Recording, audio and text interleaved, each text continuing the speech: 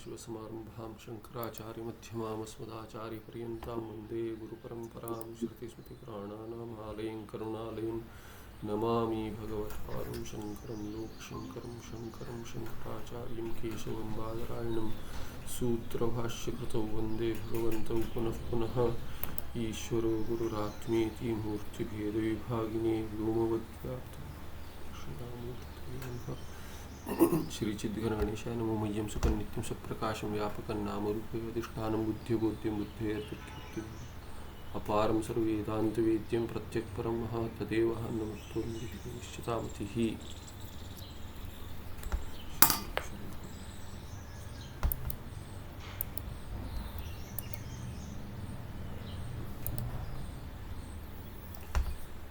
स्वप्न ज्ञानम प्रत्यक्षम न जागृत पदार्थानाम स्मृति रूपम, ऐसे गुरु उत्तर दे रहे। शिष्य ने कहा था कि स्वप्न मिथ्या है, इसीलिए जागृत भी मिथ्या है स्वप्नवत, ये युक्ति ठीक नहीं है। और उस अंश में एक अंश में क्या कहा था, प्रश्न पूछा था कि स्वप्न ज्ञान जो है ये स्मृति रूप है, जो जागृत में देखा हुआ है वो तो सत्य पदार्थ है, उसकी स्मृति मिथ्या रूप कैसे होगी, उसकी स्मृति भी सत्य होगी, इसीलिए स्वप्न सत्य होगा। और स्वप्न सत्य है तो जागृत सत्य तो है ही, इसमें मिथ्यात्व हेतु आपका काम नहीं कर रहा है, ऐसे आक्षेप किया था। तो सिद्धांती उत्तर दे रहे, गुरु उत्तर दे रहे, स्वप्न ज्ञानम प्रत्यक्षम न जागृत पदार्थानाम स्मृति रूपम। तो ये तो हमने कल देखा। अभी कहते हैं कि मैंने कल क्या देखा कि ये जब भी सुषुप्ति अवस्था से कोई उठता है तो यदि स्वप्न देखा है तो उसका स्मरण कैसे रहता है कि मैंने गज इत्यादि देखा, मैंने हाथी इत्यादि पर्वत इत्यादि स्वप्न में देखा करके स्मरण आता है। ऐसा अनुभव नहीं होता कि मैंने स्मरण किया स्वप्न में। स्मरण का रूप ऐसा नहीं है कि मैंने स्मरण किया था, स्वप्न में मैंने स्मरण किया था, ऐसा नहीं है। स्वप्न में मैंने देखा, अनुभव किया, ऐसा ही स्वप्न का अनुभव स्मरण करता है। स्वप्न की स्मृति का स्मरण नहीं करता है, किंतु स्वप्न के अनुभव का स्मरण करता है, इसीलिए स्वप्न प्रत्यक्ष है।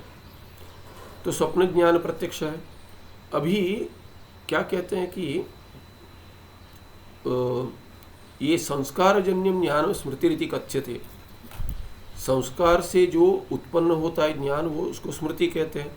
और जागृत पदार्थ ज्ञान जन्य संस्कारात् स्वप्न ज्ञान उदेति, स्वप्न का ज्ञान जो है वो यद्यपि अनुभव है ऐसे आप कह रहे हैं, किंतु क्या है कि जागृत पदार्थ के ज्ञान से जो उत्पन्न संस्कार है उससे उत्पन्न स्वप्न का ज्ञान है। और संस्कार जन्य ज्ञान को स्मृति कहते हैं, इसीलिए स्मृति हो जाएगा, स्वप्न भी स्मृति हो जाए, स्वप्न ज्ञान स्मृति हो जाएगा, ऐसे आक्षेप किया। तन्न युज्यते, वो ठीक नहीं है। क्यों नहीं है? तो आगे कहते तथा ही प्रत्यक्ष ज्ञानं द्विविधम, प्रत्यक्ष ज्ञान दो प्रकार का होता है।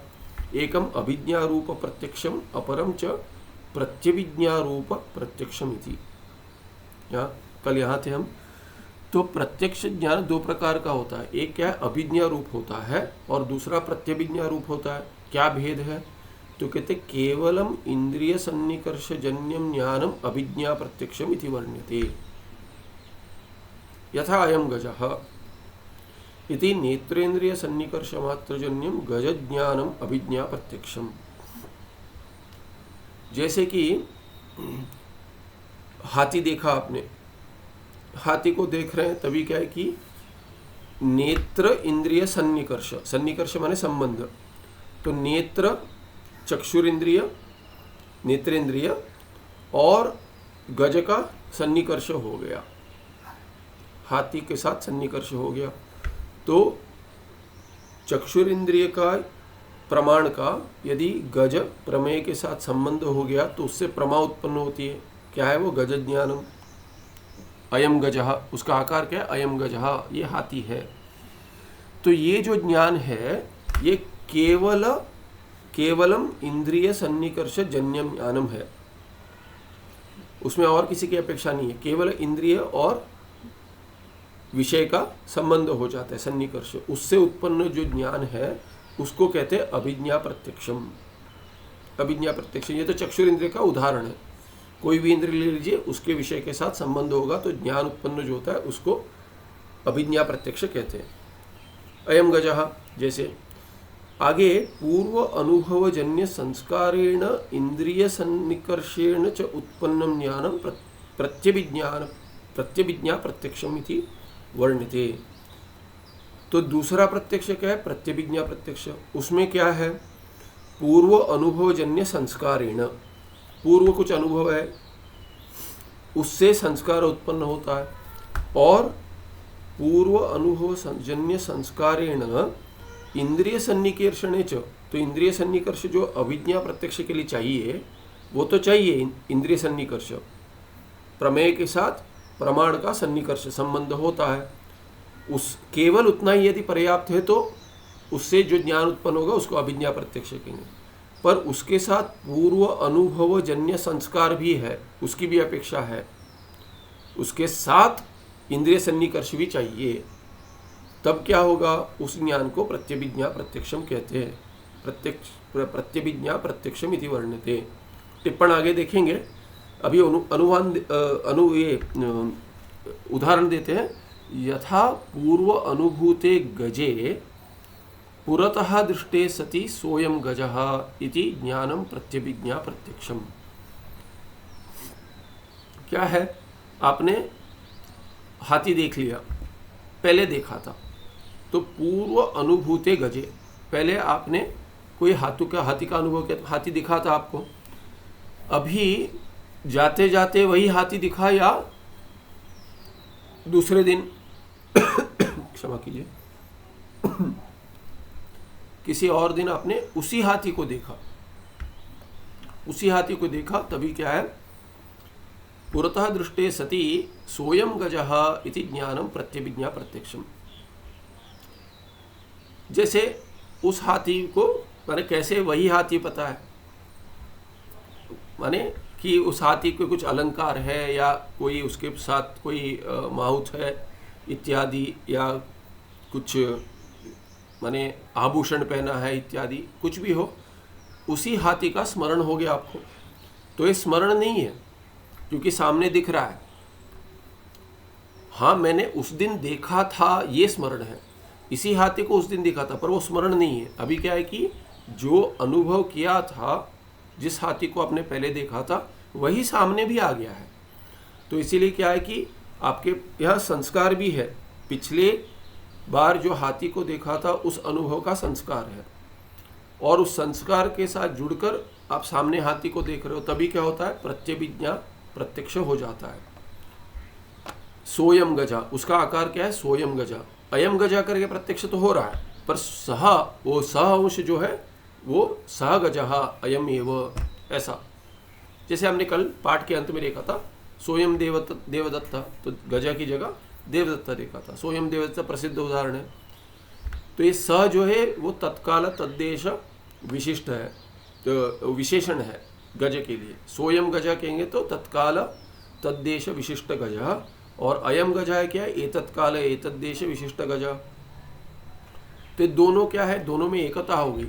तो आप तत्काल तद्देश का त्याग कर दोगे, एतत्काल एतद्देश का त्याग कर दोगे, और जो गज पिंड है, गो गज का एक ही गज व्यक्ति जो है, उसमें आपको ज्ञान उत्पन्न हो जाएगा। सोयम गज इस आकार का, अरे ये एक ही गज है। ऐसे ही भागत्याग लक्षण भी जो होता है तत्त्वमसि में, अहम ब्रह्मास्मि जो कहते हैं तत्त्वमसि ज्ञान, जो उसमें भी भागत्याग लक्षण से ऐसे ही ज्ञान उत्पन्न होता है, पर ये प्रत्यभिज्ञा नहीं है, वहाँ पे भागत्याग करके होता है। इधर सोयम गज जो है इसको प्रत्यभिज्ञा कहते हैं। अरे ये तो वही है, ये तो वही है, जब तक ये आकार रहेगा। हाँ, एकत्व का आपने माने इसमें एक ही गज है, ऐसे भागत्याग करके नहीं किया है। सोयम देवदत्ता में होता है, वो उदाहरण देते हैं और उससे क्या है कि भागत्याग लक्षण घटाते हैं। तो इसको प्रत्यभिज्ञा प्रत्यक्षम कहते हैं। इति ज्ञानम प्रत्यभिज्ञा प्रत्यक्षम। अत्र च पूर्व दृष्ट हस्तिज्ञानजन्य संस्कार गजेन सह नेत्रेन्द्रिय संबंधश्च इति उभयमपि प्रत्यभिज्ञा प्रत्यक्ष कारणम। क्या कारण है ज्ञान उत्पन्न होने के लिए? केवल जो अभिज्ञा प्रत्यक्ष जो है, अभिज्ञा प्रत्यक्ष जो पहला प्रत्यक्ष है, उसके लिए केवल इंद्रिय और विषय का संबंध अपेक्षित है, उससे अधिक कुछ नहीं चाहिए। यहाँ पे क्या है कि पूर्व दृष्ट हस्ति ज्ञान जो है, इस उदाहरण में स्वयं गज में पूर्व दृष्ट हस्ति ज्ञान, हस्ति माने गज, तो पहले जो देखा है उस हाथी का ज्ञान, उससे जन्य संस्कार जो है, जन्य संस्कार वो गजेन सह नेत्रेंद्रिय संबंधश्च। तो एक अंश में आपको क्या चाहिए? संस्कार चाहिए, पूर्व अनुभूत गज जन्य संस्कार है जो है। और दूसरा क्या है? गजेन सह नेत्रेंद्रिय संबंध, जो अभिज्ञा प्रत्यक्ष चाहिए। माने क्या है कि आपको पहले अनुभव का संस्कार और अभिज्ञा प्रत्यक्ष दोनों चाहिए। अभिज्ञा प्रत्यक्ष सामने जो दिख रहा है वो भी चाहिए, और पूर्व दृष्ट हस्ति ज्ञान जन्य संस्कार ये दोनों चाहिए। उसको क्या कहते हैं? उभयम अपि प्रत्यभिज्ञा प्रत्यक्ष कारणम। ये दोनों कारण है प्रत्यभिज्ञा ज्ञान के लिए या प्रत्यभिज्ञा प्रत्यक्ष के लिए। अतश्च संस्कारजन्यम ज्ञानो स्मृतिरेव इति न नियमः। इसीलिए क्या कहते हैं? संस्कार से जो उत्पन्न ज्ञान है वो स्मृति ही होगी, ऐसा नहीं है। क्योंकि यहाँ पे आकार क्या है कि मैं स्मरण कर रहा हूँ गज का, ये नहीं है। ये सामने जो हाथी देख रहा हूँ ये वही हाथी है इसमें, और मैं हाथी का स्मरण कर रहा हूँ, और ये सामने हाथी है, तीनों भिन्न भिन्न है। यदि आप सामने हाथी को देख रहे, केवल हाथी को देख रहे, वो हो गया अभिज्ञा प्रत्यक्ष। यदि आप घर चले गए और हाथी का स्मरण करते हैं तो क्या हो गया? वो केवल स्मृति हो गई। और फिर दूसरे दिन आ जाते हैं और उसी हाथी को देखते हैं और फिर क्या स्मरण नहीं कर रहे। अभी क्या है कि सामने दिख रहा है, संस्कार जन्य तो है ज्ञान, उसके साथ सामने भी दिख रहा है, प्रत्यक्ष भी है, अभिज्ञा प्रत्यक्ष भी है। और घर में जो स्मरण किया था वैसा नहीं है, अभी क्या है कि उसका संस्कार भी है और सामने भी दिख रहा है। तो सोयम गजः, ऐसा उसका रूप है।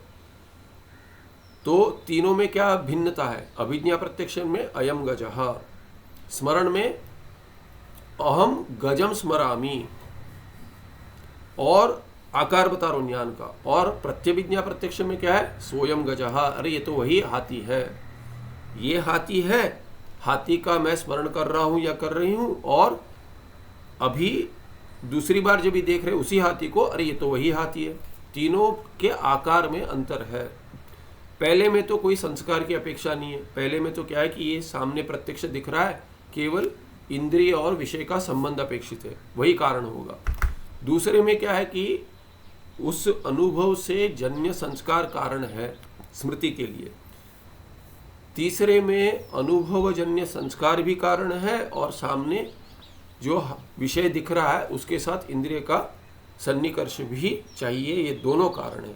इसलिए तीनों में कारण भिन्न भिन्न है, तीनों के ज्ञान के आकार में भी भिन्नता है। तो अभी क्या कहते हैं कि इसलिए नियम नहीं है। यदि कह दिया आपने संस्कारजन्य ज्ञान स्मृति ही, ऐसे कोई नियम नहीं है। क्यों? क्योंकि प्रत्यभिज्ञा भी स्मृति नहीं है, किंतु उसमें संस्कार की अपेक्षा है जो उत्पन्न करता है ज्ञान को। इसीलिए अतश्च संस्कारजन्यम ज्ञानम माने पूर्व अनुभूत विषय जन्य संस्कार जन्य ज्ञानम स्मृतिरेव इति न नियमः, ऐसा कोई नियम नहीं है।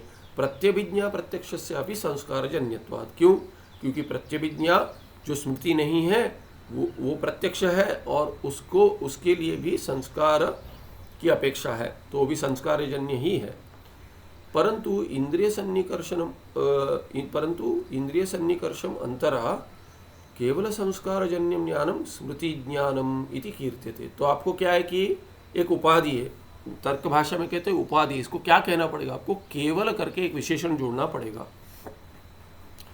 संस्कारजन्य ज्ञानम तो दोनों है, स्मृति भी है, प्रत्यभिज्ञा प्रत्यक्ष भी है। पर स्मृति क्या है? केवल संस्कारजन्य ज्ञान है, और प्रत्यभिज्ञा क्या है? केवल नहीं है, वो क्या है? उसके लिए इंद्रिय सन्निकर्ष की भी अपेक्षा है।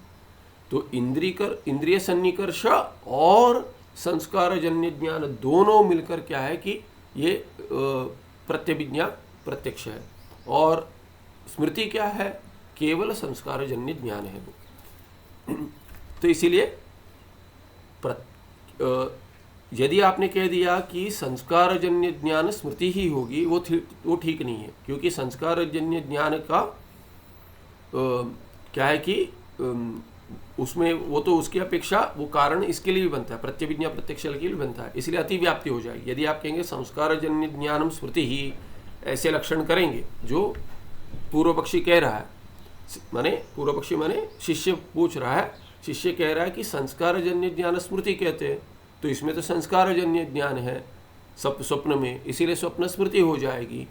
ऐसे ये तो पहले लक्षण ही ठीक नहीं कहते, क्योंकि संस्कारजन्य ज्ञान स्मृति ऐसे यदि लक्षण बनाएंगे और कहेंगे कि स्वप्न इसीलिए स्मृति हो जाएगा, वो तो फिर प्रत्यभिज्ञा भी स्मृति हो जाएगी, पर वैसा है ही नहीं। क्यों? क्योंकि संस्कारजन्य ज्ञान स्मृति ही ये लक्षण ठीक नहीं है, उसमें केवल करके विशेषण जोड़ना चाहिए।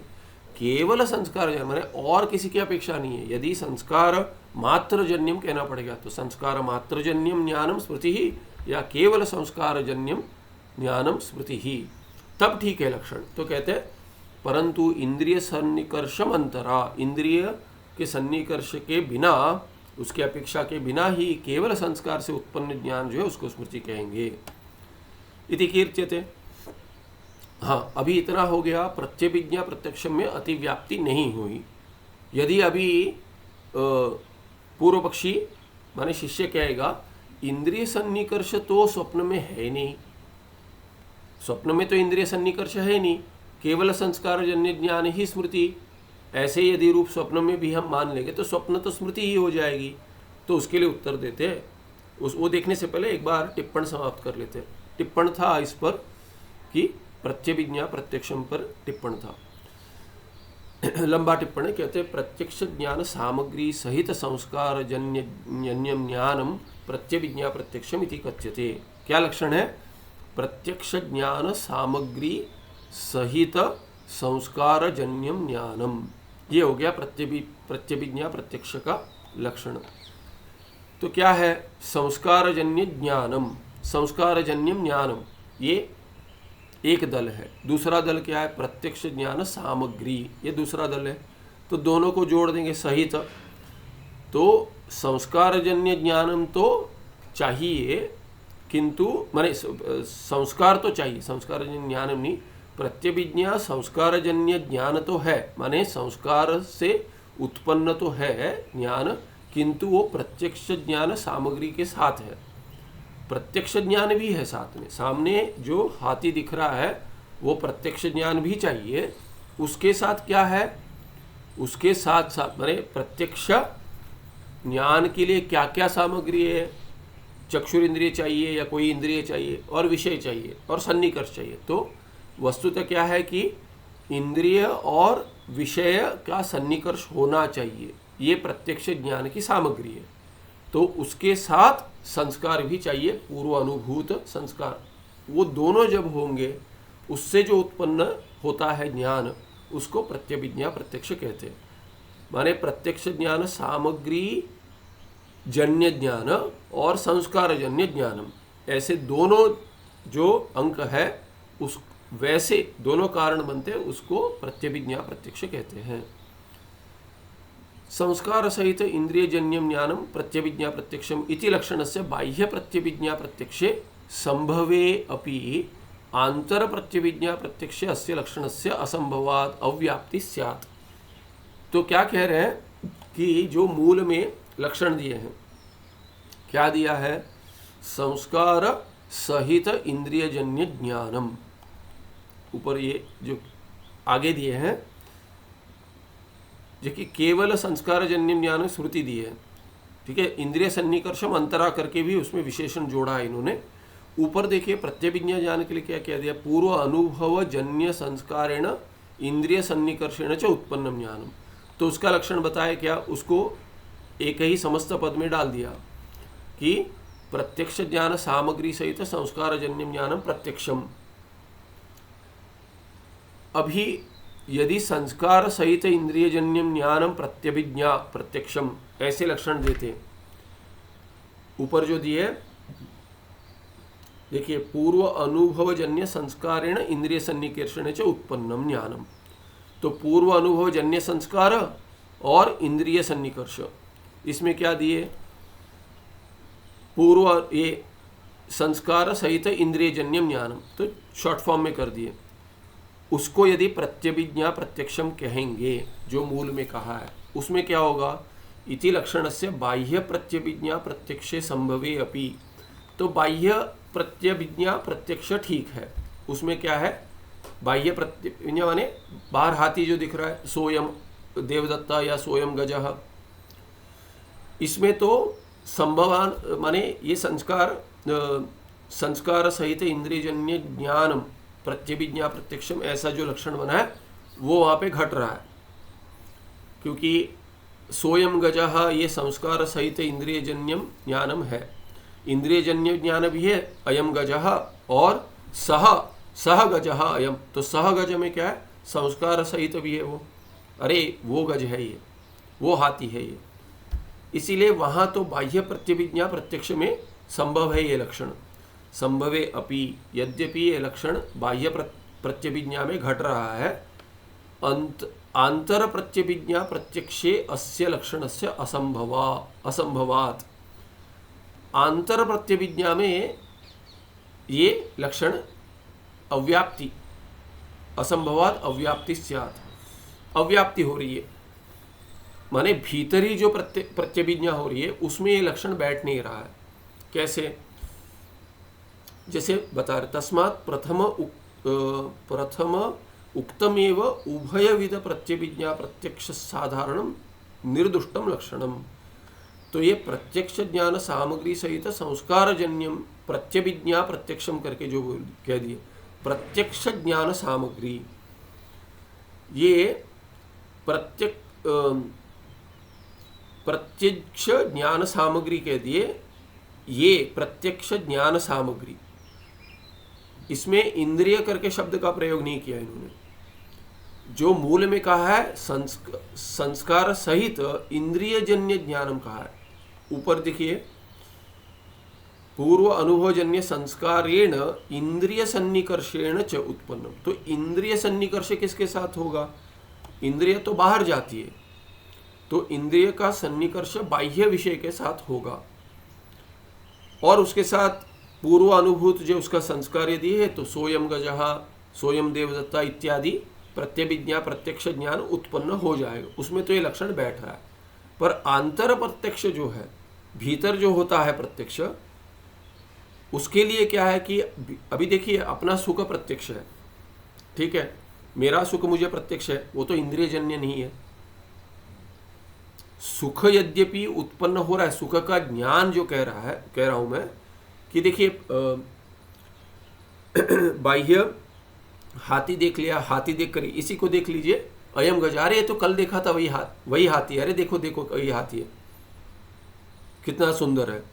तो उससे संतुष्टि उत्पन्न हो रही है, सुख उत्पन्न हो रहा है, ठीक है। ये सुख तो बाह्य हाथी को देखकर उत्पन्न हुआ है, पर मैं सुखी हूं, अरे बहुत आनंद है। हाथी चला गया फिर भी आनंद है, क्योंकि भीतर सुख उत्पन्न हुआ, देख लिया मैंने, हाथी को देखना था, इस हाथी को देख लिया, माने अंदर सुख जो है, वो सुख का ज्ञान मुझे कैसे उत्पन्न हुआ?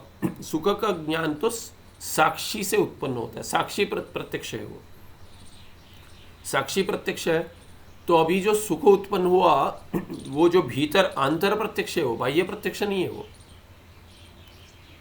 तो भीतर जो आनंद है, सुख जो है, वो तो साक्षी प्रत्यक्ष है, उसके लिए इंद्रिय कारण नहीं है, ठीक है। अभी इसी सुख की यदि प्रत्यभिज्ञा होगी, कल भी और एक बार आऊंगा और इस हाथी को देखूंगा, और ऐसा ही सुख यदि उत्पन्न हुआ, अरे कल ऐसे ही सुख मिला था, आज भी ऐसे ही सुख मिला, तो अभी सुख के अंश में यदि प्रत्यभिज्ञा होगी कि अरे कल जैसा ही सुख है, तो यदि मैं जोड़ूंगा कि देखिए कल जो इस हाथी को देखकर मुझे प्रसन्नता हुई थी, कैसे कि अरे ये तो परसों का ही हाथी है,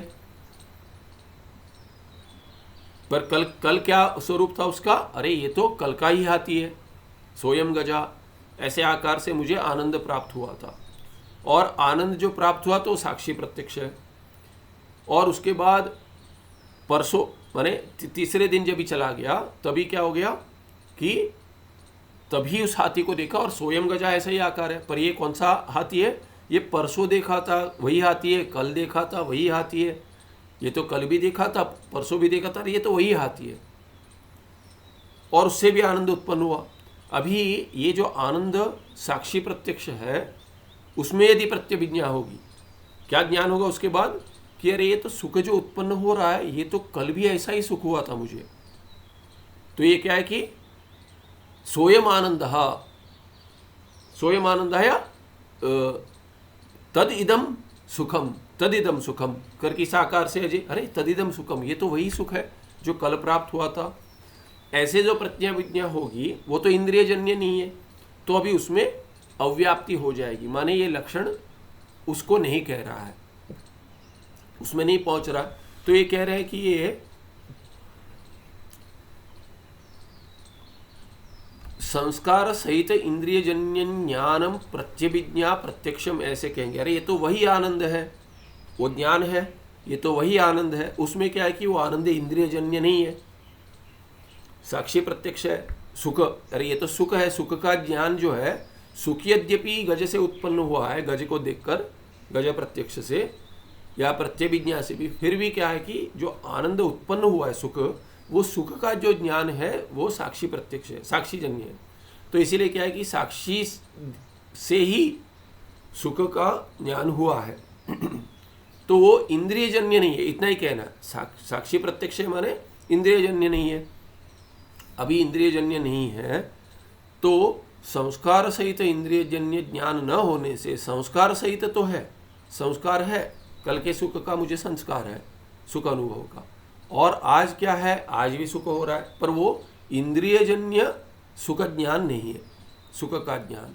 इसीलिए वो प्रत्यभिज्ञा प्रत्यक्ष नहीं हो पाएगा। किंतु प्रत्यक्ष ज्ञान सामग्री सहित संस्कार जन्य ज्ञानम, यदि प्रत्यभिज्ञा प्रत्यक्ष में ऐसे लक्षण बनाएंगे तो प्रत्यक्ष ज्ञान सामग्री, प्रत्यक्ष ज्ञान की सामग्री क्या है? प्रत्यक्ष ज्ञान, मुझे साक्षी के द्वारा प्रत्यक्ष हो गया आज का सुख, इसीलिए प्रत्यक्ष ज्ञान है, साक्षी प्रत्यक्ष है।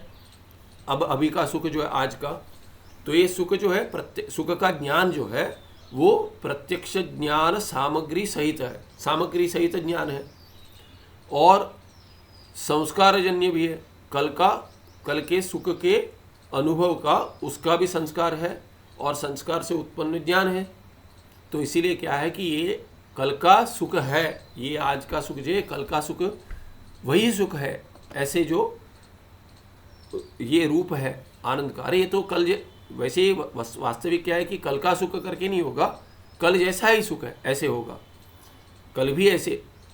इन्होंने यदि उदाहरण दिया तो अच्छा उदाहरण दिया तो देखते हैं, या इसको लेकर चलिए कि भीतर जो ज्ञान होता है, अंतर ज्ञान जो है वो कोई भी ज्ञान हो, तो इसीलिए कहते हैं तस्मात् प्रथम उक्तम एव उभय विध प्रत्यभिज्ञा प्रत्यक्ष साधारण निर्दुष्टम लक्षणम। तो ये दोनों बाह्य प्रत्यभिज्ञा और आंतर प्रत्यभिज्ञा दोनों के लिए पहला वाला जो लक्षण दिया पहले पंक्ति में टिप्पणकार ने, वो निर्दुष्ट लक्षण है। अत्र एवं विशेषा, इसमें क्या विशेष कहते हैं कि ये समझना चाहिए। संस्कारजन्यम ज्ञानम स्मृतिरित्युक्ते प्रत्यभिज्ञा ज्ञानस्य अपि संस्कारजन्यत्वात् तत्र अतिव्याप्ति स्यात्। ये हमने मूल में देखा था कि संस्कारजन्यम ज्ञानम स्मृति, ऐसा कह देंगे। स्मृति क्या है? संस्कार से उत्पन्न है। वैसे कहेंगे तो प्रत्यभिज्ञा भी संस्कार से उत्पन्न है, प्रत्यभिज्ञान, तो प्रत्यभिज्ञान भी संस्कार से उत्पन्न होने के कारण प्रत्यभिज्ञा भी स्मृति हो जाएगी। वो तो स्मृति है ही नहीं। सोयम गजहा और गजम हम स्मरामी, इसमें अंतर है ज्ञान में, इसीलिए अतिव्याप्ति हो रही है प्रत्यभिज्ञान में। तद्वारणाय स्मृति लक्षण मात्र पदम निवेश्यम, तो मात्र या केवल जोड़ दीजिए। जैसे क्या? संस्कार मात्र जन्यम ज्ञानम स्मृति ही, संस्कार जन्यम ज्ञानम स्मृति नहीं, संस्कार मात्र जन्यम ज्ञानम स्मृति, या जो मूल में कहते केवल संस्कार जन्यम ज्ञानम स्मृति, केवल और मात्र का अर्थ एक ही है। तो ये इसका निवेश करना चाहिए मात्र पद का। तो कह देंगे संस्कार मात्र जन्यम ज्ञानम स्मृति इत्युक्ते संस्कार मात्र रूप सामग्र्याः अनुभव नाशानंतरम सदा विद्यमानत्वात् सदा स्मृति उत्पत्ति प्रसंगः। उसमें दोष कहते हैं। क्या दोष है? उस लक्षण में भी दोष है, क्योंकि क्या है कि मूल में तर्क को लेकर उसकी परीक्षा नहीं की है, मूल में कह दिया है। उसका वो लक्षण क्या है कि समझ लिए, ठीक है, मात्र केवल केवल कह देंगे हाँ ठीक है, हो गया, समझ गए, उसमें अतिव्याप्ति नहीं हो रही। पर ये क्या कहते हैं? संस्कार मात्र जन्यम ज्ञानम या केवल संस्कार जन्यम ज्ञान स्मृति ऐसे कहेंगे तो क्या होगा? संस्कार मात्र रूप सामग्र्याः। संस्कार मात्र उतना ही चाहिए ना, केवल संस्कार चाहिए। उससे क्या उत्पन्न होता है? उससे अनुभव नाशानंतरम, अनुभव कर रहे हैं, ठीक है। अभी आपने गज देख लिया, अयम गजः, केवल प्रत्यक्ष हुआ है, अभी देख रहे हैं, सामने है। अभी क्या होगा कि हाथी चला भी जाएगा तभी क्या होगा? उसका संस्कार है। जब ये आपका प्रत्यक्ष हो गया हाथी का तो ये संस्कार है। तो कहते हैं संस्कार मात्र जन्यम ज्ञान स्मृति कहेंगे तो संस्कार मात्र रूप सामग्र्याः अनुभव नाशानंतरम सदा विद्यमानत्वात्। ये अनुभव होने के बाद ये संस्कार तो कभी भी रहेगा। जब ये संस्कार कभी भी रहेगा तो सदा विद्यमानत्वात् सदा स्मृति उत्पत्ति प्रसंगः, उससे ज्ञान स्मृति उत्पत्ति होती ही रहेगी। तो आपने स्मरण भी नहीं किया तो ज्ञान है, आपको संस्कारजन्य ज्ञान उत्पन्न होता ही रहेगा, ऐसे कह रहे हैं। इसीलिए क्या है कि ये स्मृति क्या है कि हाथी चला जाएगा तो स्मरण होता ही रहेगा। आप करना नहीं चाह रहे, ना ही हुआ है, ये क्या है कि वो प्रसंग हो जाए करके ऐसे ये उसकी परीक्षा करते लक्षण की। अतः तद्वारणाय स्मृति लक्षणे उद्भूत पदम अपि निवेशयम, क्योंकि ये संस्कार जो है वो रह जाएगा तो संस्कार जन्य ज्ञान हो जाएगा, इसलिए स्मृति उत्पन्न हो जाएगी अपने आप। वैसे नहीं है, ये क्या है कि कैसा होना चाहिए? उद्भूत करके एक शब्द है, तर्क में बहुत प्रयोग होता है इसका, उद्भूत रूप होना चाहिए वो। संस्कार कैसा होना चाहिए? संस्कार है। देखिए जैसे वेदांत की दृष्टि से देखिए कि ज्ञान हो गया, आत्मज्ञान उत्पन्न हो गया, किंतु कैसे कैसे संस्कार है, कैसे कैसे संस्कार है? हम में संस्कार कौन से हैं? केवल पूर्व जन्म के संस्कार है या इस जन्म में जो अनुभव किया केवल उतना ही संस्कार है?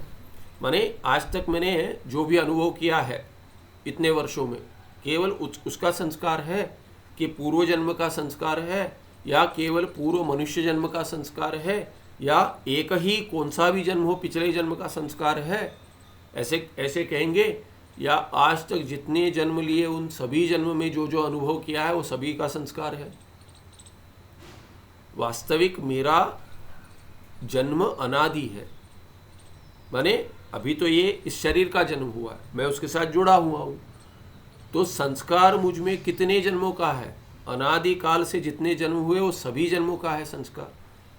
तो केवल एक जन्म का संस्कार नहीं है, केवल मनुष्य संस्कार नहीं है, मुझ में जो मैंने जो जो जन्म लिए, और अनादिकाल से तो कैसे जन्म लिए मैंने, सभी जन्म ले लिए।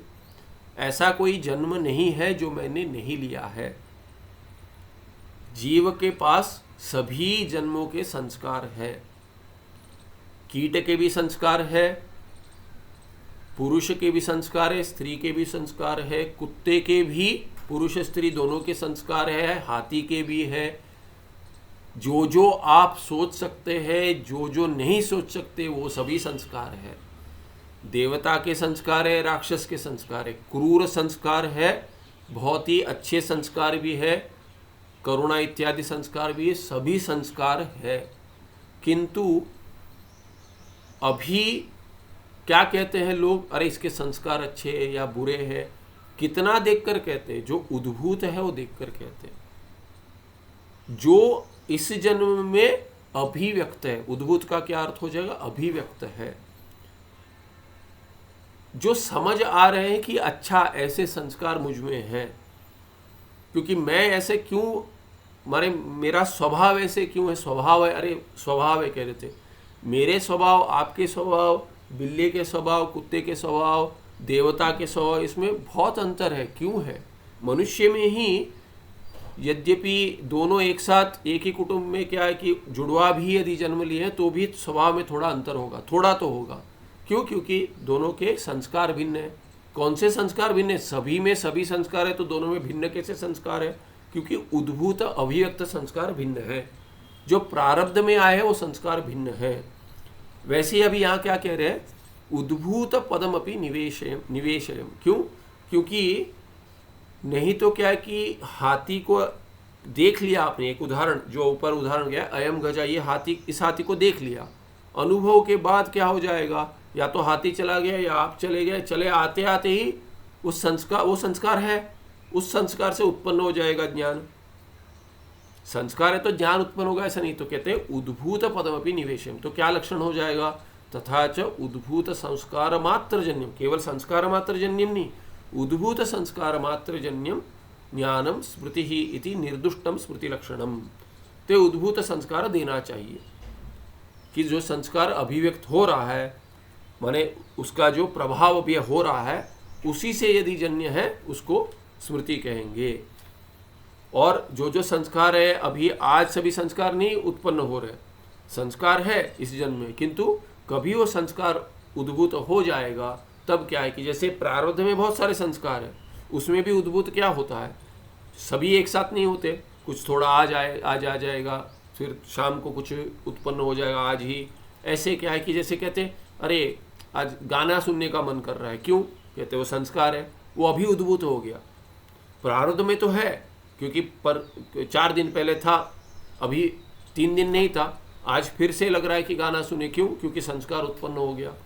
ऐसे समझ लिए उद्भूत का अर्थ क्या है कि अभिव्यक्त उस क्षण में उद्भूत है, ऐसा होना चाहिए।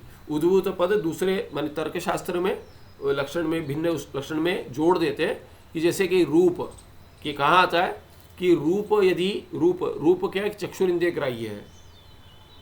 अभी वो तार्किक क्या कहते हैं कि प्रत्यक्ष होने के लिए, कुछ भी प्रत्यक्ष होने के लिए उसमें रूप होना चाहिए विषय में। जैसे कि अग्नि प्रत्यक्ष है, अग्नि प्रत्यक्ष है तो अग्नि के प्रत्यक्ष होने के लिए अग्नि में रूप होना चाहिए, ऐसे तार्किक कहते हैं। तो रूप के प्रत्यक्ष के लिए होना चाहिए, ठीक है। अभी वो क्या कहते हैं कि पृथ्वी भी प्रत्यक्ष होती है, जल भी प्रत्यक्ष होता है। कैसे? अभी वो कहते हैं जल में यदि प्रत्यक्षता किसकी है? रूप की नहीं, जल दिख रहा है ऐसे नहीं, प्रत्यक्ष हो रहा है। जल में यदि जल में विशेष गुण क्या है? जल में है रस, रस जो है वो विशेष गुण है, तो रस प्रत्यक्ष हो रहा है, रसन इंद्रिय से रस प्रत्यक्ष हो रहा है जल। तो जल का प्रत्यक्ष यदि हो रहा है तो कहते हैं जल में रूप होना आवश्यक है। तो जल का रूप तो दिख जाता है। पृथ्वी में भी, कि पृथ्वी में गंध प्रत्यक्ष है, गंध यदि प्रत्यक्ष है तो प्रत्यक्ष होने के लिए उसमें रूप भी होना आवश्यक है, ऐसे उनका नियम है एक, ठीक है। अभी गंध प्रत्यक्ष के लिए रूप होना चाहिए, क्या नियम है? तो उनका नियम है कि कुछ भी यदि कैसे भी किसी भी इंद्रिय से प्रत्यक्ष हो रहा है तो उसमें रूप होना आवश्यक है। तो अभी कहीं कहीं रूप होता है, प्रत्यक्ष नहीं होता है, कहीं कहीं रूप होता है पर प्रत्यक्ष नहीं होता है।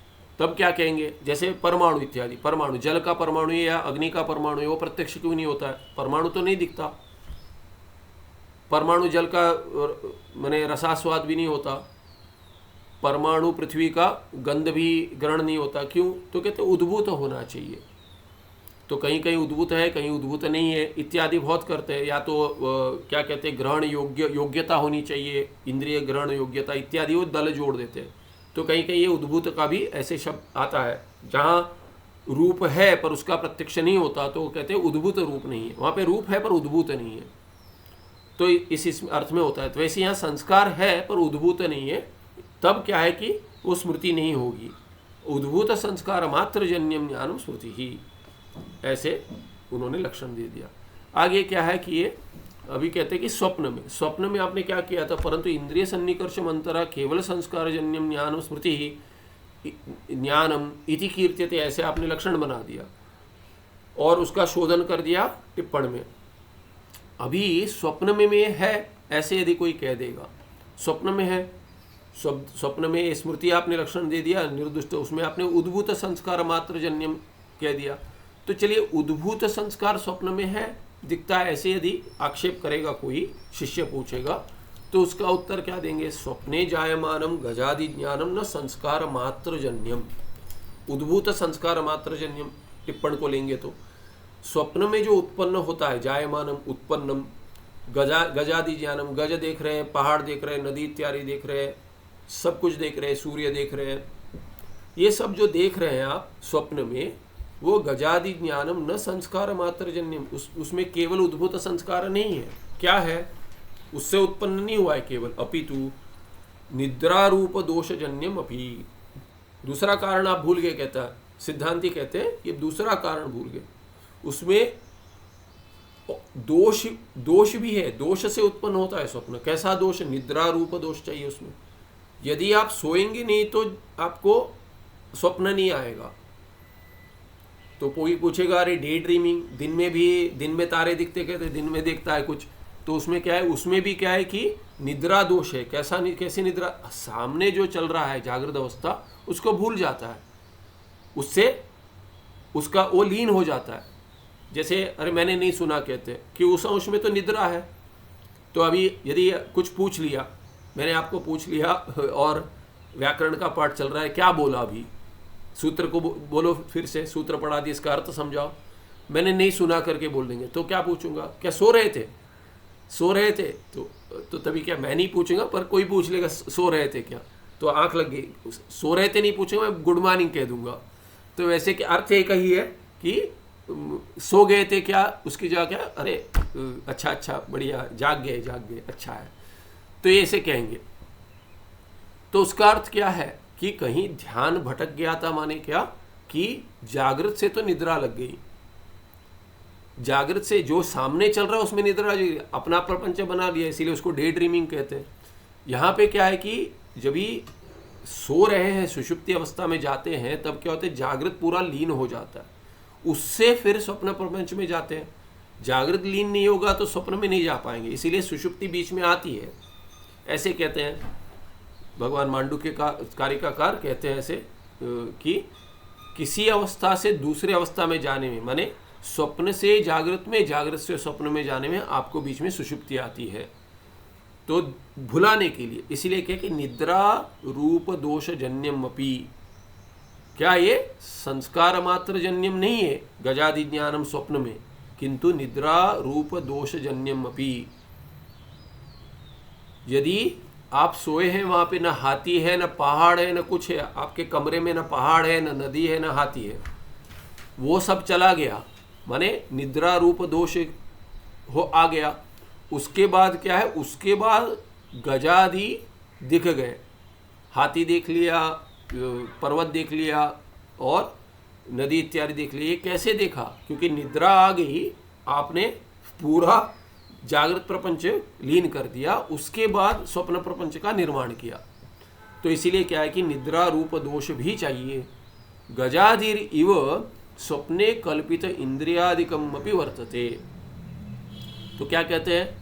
और आप जो कह रहे हो कि इंद्रिय सन्निकर्षम अंतरा करके भी दल दिया है, इंद्रिय सन्निकर्षम अंतरा केवल संस्कार जन्यम ज्ञानम, तो इंद्रिय सन्निकर्ष नहीं है, क्या हो गया कि अरे इंद्रिय सन्निकर्ष तो नहीं हुआ स्वप्न में, तो ये स्मृति ही होनी चाहिए, ऐसे जो पूर्व पक्षी कहता है उसको कहते हैं गजादिर इव। जैसे स्वप्न में हाथी इत्यादि निर्माण कर दिया आपने, हाथी, नदी और पर्वत, वो कल्पित है, तो इंद्रिय भी आता है उसमें। इंद्रिय ने आपने कैसे देखा? स्वप्न में मैंने देखा, माने कैसे देखा? अपने आंखों से देखा ना, इन आंखों से नहीं देखा होगा, स्वप्न के आंखों से देखा होगा। स्वप्न में भी तुम ही थे, और कैसे थे? चक्षु वाले थे, आंख चल रही थी तभी, तो आंख खुलकर थे ना, ऐसे आंख बंद करके नहीं, यहाँ की इंद्रिय नहीं वहाँ की इंद्रिया थी। इसीलिए क्या है कि गजादिरिव स्वप्ने कल्पित इंद्रियादिकम अपि वर्तते। वहाँ पे जैसे शरीर कल्पित है, गजादि शरीर, तुम्हारा शरीर भी कल्पित है, तुम्हारे इंद्रिय भी कल्पित है। इसीलिए क्या है कि इंद्रिय सन्निकर्षम अंतराजन्यम ऐसा नहीं है, इंद्रिय सन्निकर्ष भी चाहिए वहाँ पे। स्वप्न में यदि तुम सो गए तो तुम्हें ज्ञान उत्पन्न नहीं होगा। स्वप्न में शिष्य को कह रहे कि स्वप्न में यदि तुम सो गए, माने सोने का स्वप्न देखा, इतना थक गया है कि स्वप्न देखते से स्वप्न में भी सो गया, इतना थक गया है, तो उस स्वप्न में सो गए तो कहाँ तुमने गजादि देखा? साथ में किसी के साथ गए थे और जा रहे थे, थक गए, तो साथ में देवदत्ता यज्ञदत्ता गए थे स्वप्न में। देवदत्ता कह रहा है मैं 5 मिनट थोड़ा सो लेता हूँ, तुम बैठ जाओ, मैं 5 मिनट एक पावर नैप ले लेता हूँ। सो गया और उसी स्वप्न में यज्ञदत्त ने हाथी देख लिया। कहता अरे देखो हाथी आ गया, इसने नहीं देखा, ये सो गया। क्यों? क्योंकि चक्षुरिंद्रिय है पर लीन हो गए। तो इसीलिए क्या है कि वहाँ पे भी आपको इंद्रिय की अपेक्षा है। गजादिरिव स्वप्ने कल्पित इंद्रियादिकमपि वर्तते, तस्मात् स्वप्ने गजादीनां ज्ञानम इंद्रियजन्यम एव जोड़ना चाहिए कि इंद्रियजन्यम ही है वो भी। इंद्रियजन्यम माने इंद्रियजन्यम अपि करके, या तो अपि कह दीजिए, इंद्रियजन्यम अपि, इंद्रिय सन्निकर्षम अंतरा उत्पन्नम ज्ञानम न इंद्रिय सन्निकर्ष जन्यमेव। इसीलिए क्या है कि स्वप्न में गजादि ज्ञान जो उत्पन्न हुआ वो इंद्रियजन्य भी है। यद्यपि स्वप्न पदार्थ साक्षी भाष्य न इंद्रियजन्य ज्ञान विषय। तो कहते हैं यद्यपि वस्तुतः क्या है कि आप मन में ही देख रहे हैं, तो मन में कहाँ इंद्रिय है? इंद्रिया तो बाहर है मन से। तो कैसे कह दे कि साक्षी भाष्य कहते हैं, स्वप्न साक्षी भाष्य है। तो साक्षी भाष्य जो है आपने कह दिया, जैसे टिप्पणी में कह दिया था, साक्षी भाष्य सुख का उदाहरण दिया था हमने, आंतर प्रत्यक्ष के लिए इंद्रिय की अपेक्षा नहीं है। तो इसीलिए क्या है कि उसमें अव्याप्ति हो रही थी, आंतर प्रत्यभिज्ञा के लिए अव्याप्ति हो रही थी आपके लक्षण की। इंद्रिय जन्य होना चाहिए जो आपने कह दिया था। प्रत्यभिज्ञा जो है इंद्रिय और संस्कार दोनों से उत्पन्न है, इंद्रिय सन्निकर्ष और संस्कार से। तो इंद्रिय जन्य अंत प्रत्यक्ष है ही नहीं, इसलिए अंत प्रत्यभिज्ञा भी इंद्रिय जन्य नहीं होगी, तो उसमें अव्याप्ति हो जाएगी। इसलिए उसका आपने निवारण किया। टिप्पणी में क्या निवारण किया था कि इंद्रिय जन्य नहीं था, वो प्रत्यक्ष होना चाहिए उतना ही, इंद्रिय जन्य नहीं दिया था, प्रत्यक्ष भी होना चाहिए। अभी क्या है कि अंत प्रत्यक्ष साक्षी प्रत्यक्ष होता है, अंतर विषय का सुख इत्यादि का प्रत्यक्ष साक्षी के द्वारा होता है। अभी साक्षी भाष्य स्वप्न भी है, स्वप्न भी मन में चलता है, बाहर नहीं चलता है। तो आपने कैसे कह दे कि इंद्रिय सन्निकर्ष चाहिए, उसमें इंद्रिय सन्निकर्ष है ही नहीं, ऐसे आक्षेप कर रहा है। यद्यपि स्वप्न पदार्थ साक्षी भाष्य, यद्यपि वो स्वप्न का पदार्थ गजादि क्या है? साक्षी भाष्य है, इसीलिए वहाँ इंद्रिय तो है नहीं, न इंद्रियजन्य ज्ञान विषय, इंद्रियजन्य है ही नहीं करके आक्षेप कर रहा है पूर्व पक्षी। तथापि अविवेकी दृष्टिया स्वप्न ज्ञानम इंद्रियजन्यमिति कथ्यते। अविवेक दृष्टि में देखेंगे तो वो तो विवेक नहीं कर रहा है, कि ऐसा विवेक नहीं कर रहा है मैंने मन में ही देखा,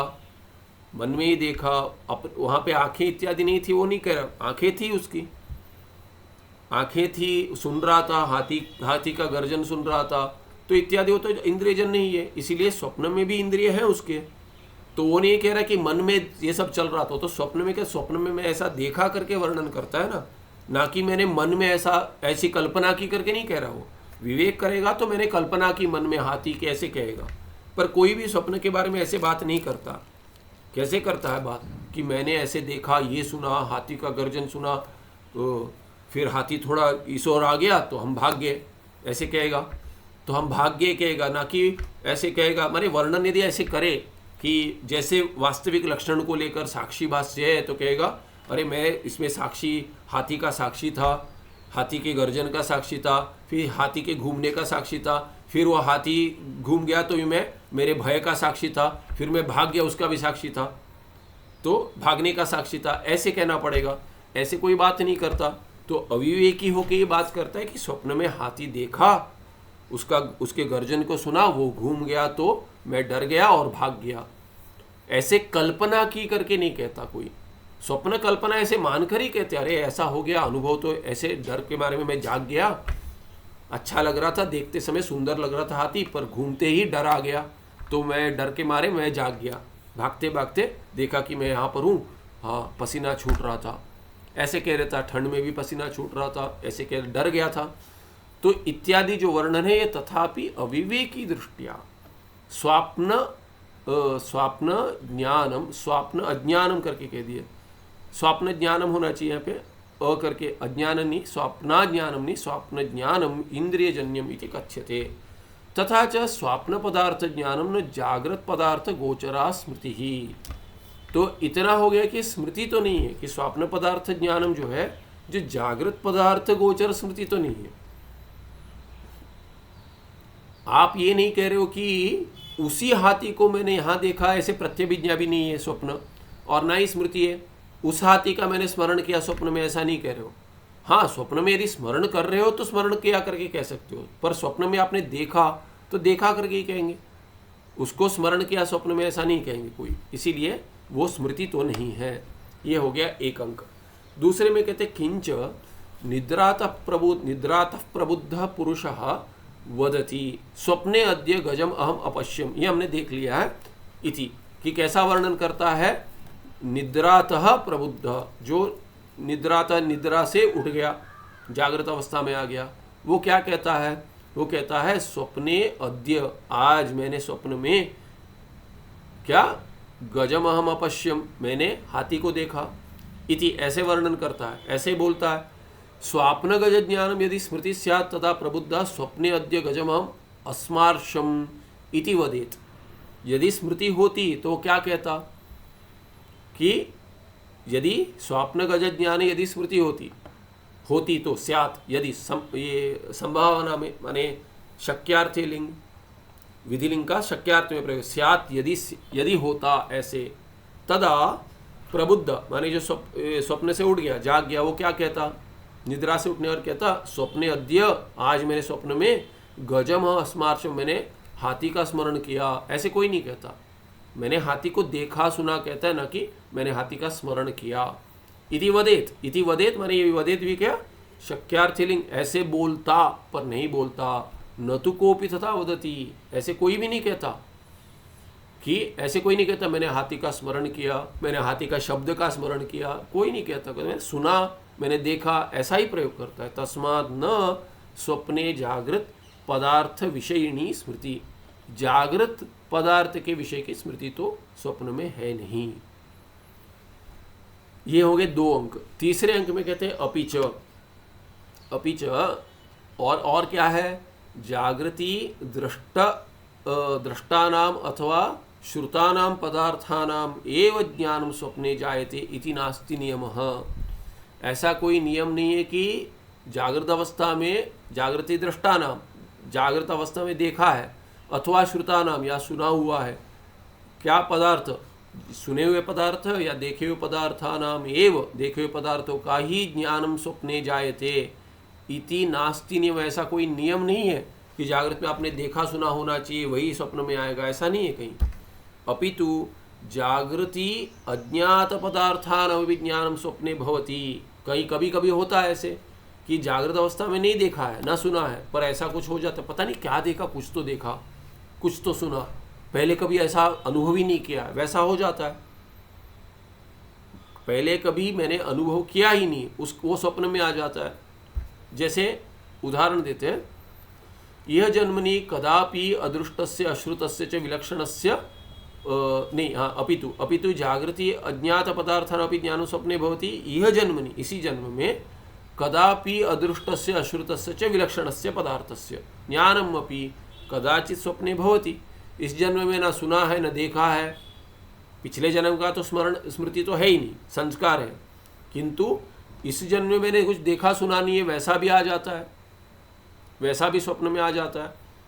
अनुभूतश्च अननुभूतश्च इति श्रुते है, क्योंकि स्मृति स्वयं कहती है, श्रुति स्वयं कहती है अनुभूतश्च अननुभूतश्च, जिसका अनुभव किया है आपने और जिसका अनुभव आपने नहीं किया है वो स्वप्न में आ जाता है। अनुभव किया तो आ जाता है, वो तो स्वप्न में पता है, नहीं अनुभव किया वो भी आ जाता है कभी। जैसे हमने कुछ बात की किसी और से, वो सब स्वप्न में आता है कभी कभी, स्मरण करके स्मरण भी कर सकते हैं और वही स्मरण करके सो जाता है, स्वप्न में भी आ जाता है, उससे ऐसे बात कर रहा हूँ, ऐसे बात कर रहा हूँ, ऐसे इत्यादि। पर जैसे कोई बात नहीं किया, किसी व्यक्ति से बात भी नहीं की, वो भी आ जाता है। जैसे किसी को पूछ रहा था मैं कि आपने लघु का अभ्यास शुरू कर दिया क्या, तो कहते नहीं किया। मैंने आपको पूछा नहीं, क्योंकि नियम है लघु पढ़ना है, किसी आश्रम में नियम है कि पढ़ना है, तो बोलते नहीं, उन्होंने बोला नहीं है, मैं उनसे डरता हूँ, मिला ही नहीं उनसे, गया ही नहीं, उनके पास ही नहीं गया। तो पाठ के बाद चले जाओ कमरे में, उनसे मिलो ही नहीं, मिल देंगे तो बोलेंगे अच्छा लघु पढ़ाई की, तो बोलते मैं डरता हूँ, गया ही नहीं। स्वप्न में वो डर आगे चला जाएगा तो स्वप्न में आ जाएगा कि लघु पढ़ने बोले, जाग जाएगा, अरे लघु पढ़ने बोल दिए तो नहीं पढ़ना था, मुझे डरता हूँ। तो ऐसे क्या है कि बोला नहीं है कभी, पर हो जाता है कि वैसा स्मरण कर ले, कभी बात ही नहीं की, उन्होंने बोल दिया लघु पढ़ो इत्यादि। ऐसे माने ऐसे नहीं है कि आपने कुछ सुना हुआ है वही बात, या बात की है वही माने, ये तो उपलक्षण है, वही सब आएगा ऐसा नहीं है स्वप्न में, ऐसा कहाँ नियम है। अनुभूतश्च अननुभूतश्च इति श्रुतेः तस्मात् स्वप्ने जायमानं ज्ञानं न स्मृति। इसी ये भी हेतु है, तीसरा दे दिए हेतु कि स्वप्न में उत्पन्न हुआ ज्ञान जो है स्मृति नहीं है। चौथा अंक कहते हैं यद्यपि इह जन्मनि अनुभूत पदार्थ ज्ञानजन्य संस्कार एव स्मृति हेतुरिति नास्ति नियमः। पूर्व पक्षी क्या कहता है, आप तो स्मृति नहीं है करके कह रहे हो, उसमें आपने क्या कह दिया, अनुभूत अननुभूतश्च ऐसे आपने कह दिया श्रुति को, श्रुति ये कह रही है, और आपने उसके पहले क्या कह दी, इस जन्म में आपने जिसका अनुभव नहीं किया है वो उससे भिन्न, माने जिसका अनुभव किया उससे भिन्न, या जो अनुभव नहीं किया वो आ जाए स्वप्न में। पर ऐसा कोई नियम नहीं है ना, स्मृति का हेतु इसी जन्म का संस्कार होना चाहिए। यद्यपि इह जन्मनि अनुभूत पदार्थ ज्ञानजन्य संस्कारः एव स्मृति हेतु इति नास्ति नियमः। ऐसा कुछ नहीं है कि स्मरण कर रहा है, क्योंकि अब देखते हैं कि कोई स्मरण करता है कि कैसे कहानी आती है, देखा है न्यूज़ में भी देखा पहले, कुछ एक लगता है कि एक टीवी पर एक कार्यक्रम आता था, कुछ क्या होनी अनहोनी, हाँ देखिए होनी अनहोनी करके कुछ आता था, एक कार्यक्रम आता था कि किसी को बचपन दिखाते, बचपन में कुछ ले जाता है इस गांव में, मैं यहाँ पे था, वो मानता ही नहीं है कि मैं आपका बेटा हूँ या बेटी हूँ जो भी है, कहीं ले जाकर कहता है मैं यहाँ पे था, ये है मेरे पुत्र इत्यादि थे, ये थे वो थे, कुछ कुछ तो उसको स्मरण आता है पिछले जन्म का, जाके दिखाता है ऐसे ऐसे ही था, ऐसे ऐसे ही, और वो भी कहते हैं हाँ ऐसा था, ये हुआ था, वो हुआ था हमारा, ये चला गया वो चला गया, वो तो मैंने इतना छोटा सा बच्चा है, वो कितने सारे वर्षों पहले की बात करता है। तो ये तो इसीलिए कि उसके स्मरण आ रहा है पहले जन्म के संस्कार का रह गया। या जैसे अभी ये कहते हैं प्रोडिजी, चाइल्ड प्रोडिजीज कहते हैं, कैसे संभव है चाइल्ड प्रोडिजीज? इसीलिए संभव है कि पूर्व जन्म का संस्कार है, कि बचपन में ही कुछ कुछ थोड़ा सुन लेता है, वेद पाठ शुरू कर देता है, या संगीत में इतना आगे हो जाता है कि दूसरे को पता नहीं है ये गा रहा है कुछ माने सुर में भी गा रहा है और कोई पता नहीं किस राग में गा रहा है, कैसे हो जाता है, संभावना कैसे है? तो कहते है जैसे नहीं कल्याण कृत कश्चित दुर्गतिम तात गच्छति, ये नियम है, वैसे ही बाकी इसमें भी है, दुर्गति हो सदगति हो नहीं है, वो अंश नहीं है, किंतु जो जो संस्कार है वो आगे बढ़ते रहता है, संभावना है, उतना तो मानना पड़ेगा। इसीलिए क्या कहते हैं, जन्मांतरीय अनुभवजन्य संस्कार से अपनी स्मृति हेतुत्व दर्शनात्। और ना ही आपने लक्षण में दिया है, लक्षण में आपने कहा कहीं कहा है कि संस्कारजन्य ज्ञानम स्मृति केवल मात्र इत्यादि बोल दिया, उसमें यह जन्म अनुभूत विषयजन्य संस्कार ऐसे आपने नहीं कहा, तो लक्षण में कहीं है नहीं, ना ही ऐसा कहीं नियम है। तो जन्मांतरीय माने भिन्न जन्म, भिन्न जन्म में अनुभवजन्य संस्कार से अपनी, जो अनुभव है उससे जो उत्पन्न होगा संस्कार, वो भी संस्कार हेतुत्व दर्शनात्, उसका भी संस्कार हेतुत्व माने वो भी स्मृति हेतुत्व दर्शनात्, तो वो भी स्मृति के लिए हेतु बनता है। ऐसा देखा है हमने, बहुत बार दिखता है, पता है, शास्त्र में भी दिखता है, शास्त्र के बाहर प्रत्यक्ष भी देखा है हमने। तो देखते हैं किसी को स्मरण हो जाता है, कुछ तो स्मरण हो जाता है, बोलते मैं नहीं ऐसे हुआ था, तो उसको पता नहीं कहाँ हुआ था, क्या हुआ था, क्योंकि इस जन्म में कहीं कोई था कि नहीं हुआ था, यानी पूर्व जन्म से आ रहा है। तथा ही प्रवृत्तिम प्रति अनुकूलता इष्ट साधनता ज्ञानम कारणम। तथा ही क्या है, प्रवृत्तिम प्रति अनुकूलता माने इष्ट साधनता, मेरे लिए अनुकूल है माने इष्ट साधन है, मुझे कुछ लाभ देगा, ऐसा जो अनुकूलता ज्ञानम कारणम प्रवृत्तिम प्रति माने यदि कुछ कर रहा हूँ तो क्या है कि ये कुछ तो मेरे काम आएगा, कुछ तो फल मिलेगा, वो चाहिए, इसीलिए क्या है कि अनुकूल है, इसीलिए अनुकूलता ज्ञानम कारणम, अनुकूलता का ज्ञान है। जैसे कि आज का भोजन, भूख लग गई तो खाना है, क्यों खाना है? क्योंकि मुझे तृप्ति मिलेगी, कैसे पता?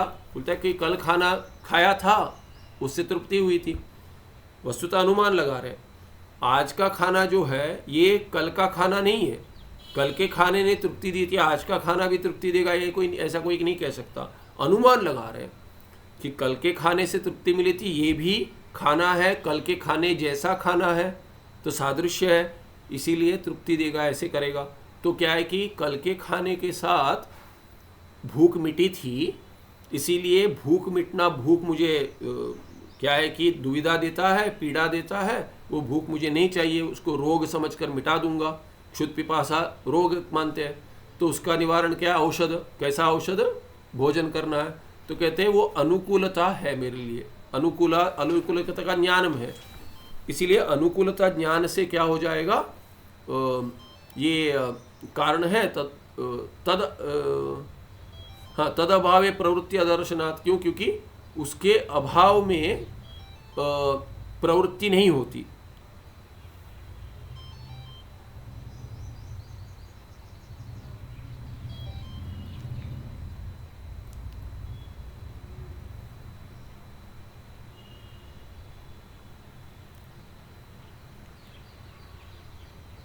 सुनाई दे रहा है? वो इंटरनेट ड्रॉप हो गया, तो किसी का फ़ोन आ गया और वाईफाई पर नहीं हूँ, उस पर इसी पर हूँ, क्या है, टेलीफोन के फ़ोन पे हूँ, इसीलिए तो हॉटस्पॉट पे हूँ। हॉटस्पॉट पे क्या है कि वो फ़ोन आ गया तो कट जाता है। सुनाई दे रहा ना अभी?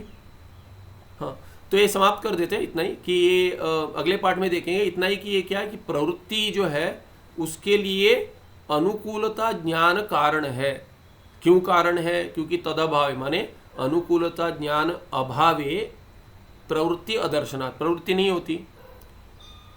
भूख मिटी थी नहीं यार, कल खाया था अच्छा लगा था तो आज अच्छा लगा, तो अनुकूलता ज्ञान है मुझे कि कल खाया था मुझे अच्छा लगा था, तो आज प्रवृत्ति होगी उसमें। यदि कोई देता है वही है, इष्ट साधनता है, वो कारण बनेगा। यदि कल खाया था अच्छा नहीं लगा था तो अनुकूल नहीं है, या अच्छा लगा था तो भी नहीं, थोड़ा जल रहा था, कल खा लिया, तीखा खा लिया था, अच्छा तो लगा था पर बहुत जल रहा था, मुझे नहीं खाना आज, तो अनुकूल नहीं है, तो इसीलिए प्रवृत्ति नहीं होती, आज नहीं खाता हूँ। ये इसके आगे बताएंगे क्या है करके, नियम इत्यादि बताएं, उसका विश्लेषण अगले पाठ में देखते हैं। सुखम नित्यम सब प्रकाशम व्यापकम नाम रूपे अधिष्ठानम बुद्धि बोध्यम बुद्धेर वेदांत वेद्यम प्रत्यक परम तदेवान्नमत्तो निश्चितामति ही। नमस्ते, धन्यवाद।